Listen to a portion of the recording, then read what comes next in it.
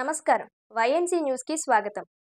ప్రజల ఆరోగ్యాన్ని కాపాడే విధంగా డంపింగ్ యార్డ్ డ్రైనేజీ పూడికతీత సమస్య పరిష్కరించాలంటూ పుదుచ్చేరి యానాం రీజనల్ ఆఫీస్ ఎదుట నిరసన వ్యక్తం చేసి ఆర్ఓకి కాంగ్రెస్ పార్టీ నాయకులు వినతి పత్రం అందజేశారు.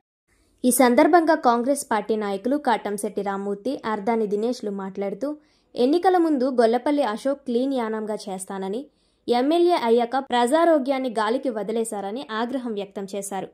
25 ఏళ్ల పొలిటికల్ అనుభవం ఉందంటూ మాజీ మంత్రి మల్లాడి కృష్ణారావు గొప్పలు చెప్పుకోవడం తప్ప యానాం అభివృద్ధికి, ప్రజల ఆరోగ్యానికి చేసిందేమీ లేదంటూ విమర్శించారు. డంపింగ్ యార్డ్పై ప్రత్యేక చర్యలు తీసుకోవాలని వారు డిమాండ్ చేశారు. ఈ కార్యక్రమంలో కాంగ్రెస్ పార్టీ నాయకులు పిల్లా చిన్ని, బెల్లం చిన్న, దుర్గాప్రసాద్, శ్రీధర్ శ్రీమంతుల, అర్దాని మణికంఠ, అరుణ్ కుమార్, చెక్కల పైడికొండ, రాజబాబు, కొప్పాడి సత్యబాబు, మచ్చారాజు, అశోక్ యోజన సంఘం నాయకులు తదితరులు పాల్గొన్నారు. కలిపి యానంలో నిరసన తెలుస్తున్నాం. ఎందుకనంటే కనకాలపేట డంపింగ్ యార్డ్ 20 సంవత్సరాల మట్టి నుంచి అక్కడే ఉంచి ఇబ్బందులు పాలు చేస్తూ, రకరకాల ఇబ్బందులు పెడుతూ, రాజకీయంగా కక్ష సాధింపుల గురించి అని చెప్పేసి కనకాలపేటలో డంపింగ్ యార్డ్ పెడతాం జరిగింది ఆ రోజుని. ఎందుకనంటే యానంలో 30 సంవత్సరాల మట్టి నుంచి రాక్షస పరిపాలన చేస్తూ భయాందోళనకు గురి చేస్తున్న నాయకులు ఏ రోజైనా సరే నేను 30 సంవత్సరాల అధికారంలో ఉన్నాను, గవర్నమెంట్ అంతా నా చేతుల్లో ఉంది అన్న దురుద్దేశంతో అతను డంపింగ్ యార్డ్ అక్కడ పెడతాం జరిగింది. పెట్టిన తర్వాత అక్కడ కనకాలపేట ప్రజలు కానీ, భీమనగర్ కానీ, ఉదయకృష్ణ నగర్ ప్రజలు కానీ అందరూ కూడా చాలా ఇబ్బందులు గురి చేస్తున్నారు. ఒక ఓటు రూపంలో సర్దా తీర్చేస్తే, డిపాజిట్ లేకుండా చేస్తే నెక్స్ట్ టైం వచ్చి ఒళ్ళు దగ్గరెట్టుకుని పనిచేస్తాడు. మీకు ఉంది అశోకం చేస్తాం, అలాగే చేస్తాం, ఏం చేశారు అని చెప్పి మేము బాధపడుతున్నాం. ఆ విషయంలో మాకు బాధగానే ఉంది. దయచేసి ప్రజలారా, మీరు ఏదైనా బుద్ధి చెప్పాలంటే రోడ్డు ఎక్కి మీరు ధర్నా చేసి ఇలాగే నిరసన తెలియజేసి ఒక మాట వీడియో తీస్తే పెట్టండి ఇంట్లో కూర్చొని. వాళ్ళకి బుద్ధి వస్తుంది, ఒక సిగ్గు వస్తుంది, వాళ్ళకి ఒక జ్ఞానం వస్తుంది. వాళ్ళకి దయచేసి మీ యొక్క ఆలోచనలు మీరు తెలియజేస్తే వాళ్ళకి ఒక క్లారిటీ ఉంటుంది. మా ఆవేదన మీరు అర్థం చేసుకోండి. మీ ప్రతి సమస్య కోసం పోరాడడానికి మేము రెడీగా ఉన్నాం. ఎక్కడ ఇబ్బంది వచ్చినా సరే కాంగ్రెస్ పార్టీ నుంచి మేము అక్కడ పోరాడి మా వాళ్ళు అవ్వకపోతే ప్రభుత్వం ద్వారా అవ్వడానికి కూడా మేము ప్రయత్నాలు చేస్తాం. కానీ మీరు బయటకు రావాలి. మీరు ఇంట్లో కూర్చొని భయపడిపోయి ఆయన ఏమంటాడో, ఈయన ఏమంటాడో, మా రేషన్ కూడా తీసేస్తాడేమో, మా ఇంటి పట్ట ఎవరేమో ఎన్నాలని భయపడతారు. ఇక్కడేమో ఇంటి పట్టాలు ఇస్తానంటారు. జనవరిలో కాబుల్ మీటింగ్ లో పెట్టి నేను అందరికి ఇంటి పట్టాలు ఇస్తాను. ఏ ఇంటి పట్టాలో ఎక్కడ జనాల్లో మీకు ఏం అర్థం కావట్లేదు. ఇవన్నీ అయితే బోగస్.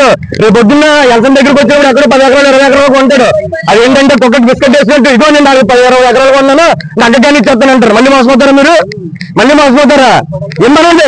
ఈ ఆంధ్రలో 6,000 మందికి ఇల్లు పట్టాలి. వాళ్ళు ఇమ్మనండి. ఏ నాయకుడు ఇస్తారు? మేము కూడా సపోర్ట్ చేస్తాం. 6,000 మందికి ఇల్లు పట్టాలి. ఇమ్మనండి. ఎవరుతారు? నాయకుడు ఇమ్మనండి. అన్నది సొంత డబ్బులకి వచ్చేటమ్మని ఎవరుతారు? బోగస్ అని జనాలు మోసం చేస్తున్నారు వీళ్ళు. దయచేసి యానం ప్రజలారా, చెత్త కోసం మేము పోరాడుతున్నాం. 1 వారం 10 రోజుల్లో కనుక చెత్త కానీ తీయకపోతే ఎవరు ఎన్ని కేసులు వేసుకోమనంటే నేను చెప్తున్నాను. బాధ్యత ఇక్కడే వేస్తాం, తీసుకొచ్చేస్తా. ఇక్కడే వేస్తాం. ఎవరి ఆఫీసర్ వేస్తాం చెత్త. ప్రభుత్వం తక్షణమే చర్యలు తీసుకుని కనుక చేయకపోతే యానం ప్రజలు అనారోగ్యాలకు బాధపడుతుంటే మాత్రం క్షమించేది ఈ రోజు చెప్తున్నాం మేము. ఎన్నో ప్రాణాలు కాదు, అత్యధిక ప్రాణాలు పోతున్నటువంటి పరిస్థితి కేవలం దోమకాట్ల వల్ల.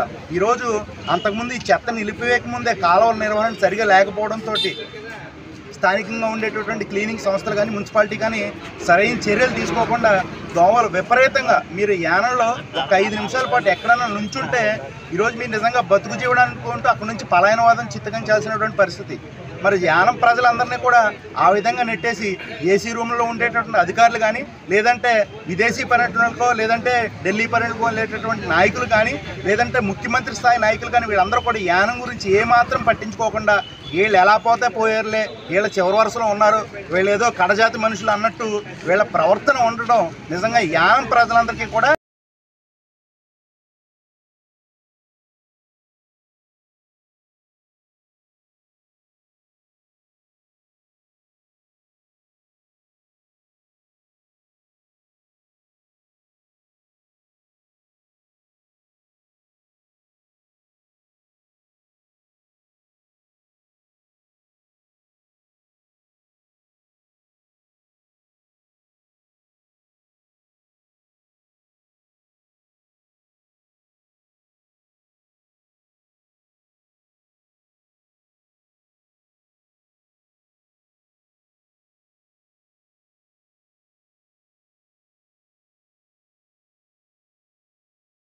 డంపింగ్ యార్డ్కి చెత్త తరలించకుండా ఆపేయడం అనేది మరి ప్రభుత్వం తీసుకున్న నిర్ణయం కరెక్ట్ కాదు.